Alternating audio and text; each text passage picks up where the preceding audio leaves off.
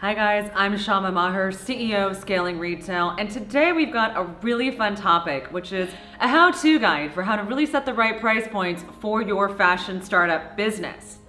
So guys, traditional markups and the way you used to think about pricing is really a thing of the past. Today when we take a look at pricing for profit, we actually start to think about what are the other brands you sit next to and how are you actually going to give off that look and feel of a brand that should be charging those price points. So today we're going to talk about 3 different steps and ways in which you can also be pricing for profit. Number 1, it's going to be understanding what your brand value is. Number 2, it's going to be what are your non-negotiables, and we'll talk a little bit more about that. And then number 3 is going to be pricing strategically for retail. Those are some of the 3 main components to help us start to build out your ideal pricing for profitability. So the first is really understanding your brand positioning.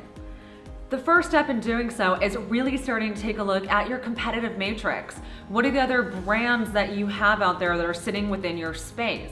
What are they charging for similar products? For example, companies like Naked Cashmere that are really the Everlane of the cashmere business really have their brand values at being able to be kind of a loss leader. Right? You go to them because you want that quality, you want that kind of experience of having a high cashmere product, but you're actually getting it at a better price. So you're looking at it as more of a value-driven brand. Then, when it comes to looking at branding and positioning, you really want to make sure you understand what the price point is that your customers are willing to spend. Now, while looking at your competitors is very helpful for that, you also want to stop to take a look at things like surveys, market research, and any type of trend analysis that helps you understand where the shift in consumer behavior is. Now, obviously, this happens all the time and consumer market shifts. However, as you're starting to price your product in the beginning stages, have a really good understanding of what kinds of shifts are happening in your particular niche for your brand. Now, a lot of times when people start to do market comparisons or competitive analyses, they tend to look at their companies and compare themselves to much bigger brands, right? And while you might be starting off as a luxury company, you're certainly not going to compare yourself to Chanel or Louis Vuitton or Gucci for that matter. You may compare yourself to another similar small startup like an Off-White that is kind of leading the edge in terms of luxury and streetwear, but you're not going to compare yourself to heritage brands. So when you start to figure out what is the market willing to spend for my product, what are my competitors placing their price points at, and really what is the brand value? Meaning, am I going to be a value-driven brand like a Naked Cashmere or an Everlane? Or am I going to be a prestige or luxury brand, in which case showing the value, showing the dollar amount saved isn't even going to be part of our branded proposition? Next, we've got to understand what your non-negotiables are. So, oftentimes guys, when you're starting a business, you say, I want to build the most amazing product ever. I want it to be something that is both sustainable, I want it to be luxurious, I want to make it with fair artisans and pay them a fair living wage, and I want to do all of these things, right? Source from the most amazing fabrics, introduce the best technologies, make sure that it's the best fit ever. But guys, you've got to ask yourself, what are our top 3 non-negotiables? Meaning, what are the 3 things that my brand will always stand for and that I always show in my product and in my branding?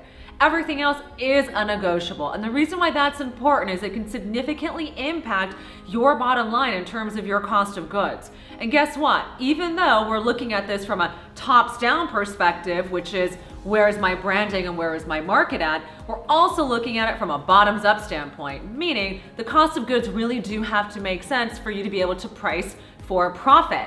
You need to have the great brand positioning met by equally great and strong cost of goods. So, when it comes to your non-negotiables, I say pick 3 non-negotiables. Pick something that you know is a core essence and a part of your brand, and something that is going to be true throughout all of your collections.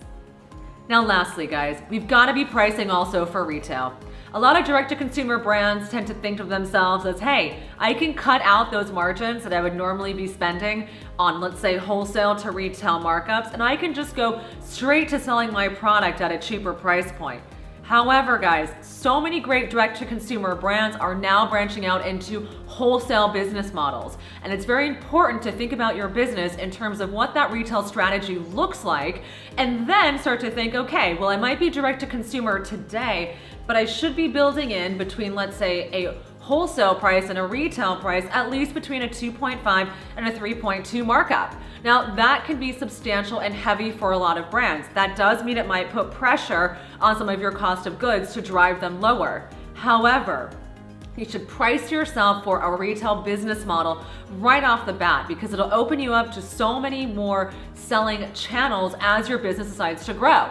So for example, guys, we see companies like Bonobos, for example, right? Started off as a direct-to-consumer brand, opened up their flagship retail, had their online business, did pop-ups, and then all of a sudden they started being sold at Nordstrom's, right? They needed to make sure that their profit margins made sense to be able to take on those kinds of retail accounts. So do yourself a favor in the beginning, and when you're pricing for profit, think about how your eventual retail game is going to look, even if you're starting off as direct-to-consumer.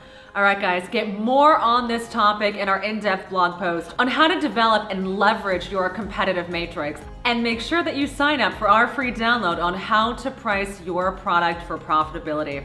All right, guys, please leave comments below. Feel free to shoot us an email at hello@scalingretail.com. Would love to see how our company can help you start, launch, and grow your business. And also check us out on Instagram at Scaling Retail. Hope to see you soon. Bye.